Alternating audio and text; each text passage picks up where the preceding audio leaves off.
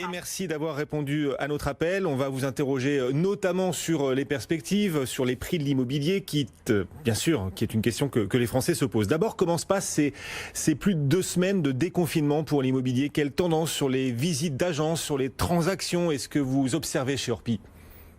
Alors, ce qu'on peut dire, c'est que la reprise est très dynamique, plus dynamique que ce qu'on avait pu envisager. On a une reprise d'activité qui est d'environ 85% de l'activité de l'avant-Covid. Donc, on peut dire qu'on retrouve là un rythme quasi normal. Et quand on regarde la fréquentation de notre site internet, on a un constat qui, pour l'instant, est très positif puisqu'on a plus de 40% de demandes de contact. Et quand je dis plus 40%, c'est par rapport au mois de mai de 2019, qui était déjà une période plutôt très, très forte et très en progression. Donc, on dirait que pour l'instant, les demandes d'estimation sont là. Alors, c'est évident qu'on a besoin d'y voir un petit peu plus clair pour cette deuxième partie d'année, ce deuxième semestre, puisque là, on est que à quelques jours de déconfinement. En tout cas, ce qu'on peut dire, c'est que on a aujourd'hui, quand on fait l'étude chez Orpi sur la base de nos clients, 83% de nos vendeurs et 68% de nos acheteurs qui nous disent ne pas être incités à reporter leurs projets du fait du confinement et de la situation. Donc, on veut dire qu'ils sont toujours là pour mener ce projet à bien. Qu'ils vont bien sûr attendre peut-être quelques jours, quelques semaines pour voir comment évoluent les prix.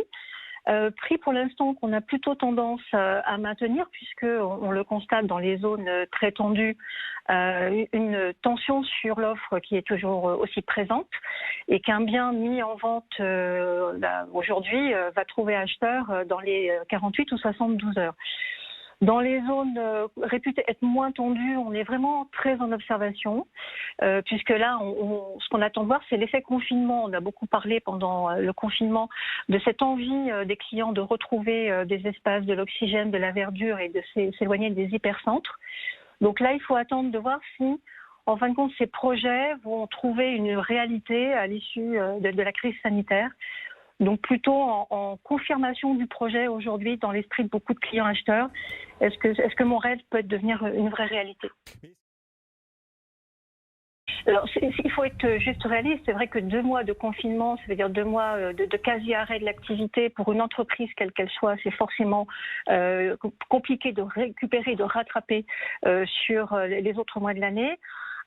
Concernant cette partie de crédit, c'est vrai qu'on l'a sous haute surveillance puisqu'on avait bien entendu les messages de durcissement des conditions d'accès au crédit des hautes autorités financières. On s'aperçoit que les banques ont quand même aujourd'hui restreint leurs conditions d'accès avec un 33% d'endettement et surtout, ce qui pour nous laisse quand même très interrogateur, une non prise en compte du reste à vivre qui nous paraît effectivement dangereux dans l'approche financière.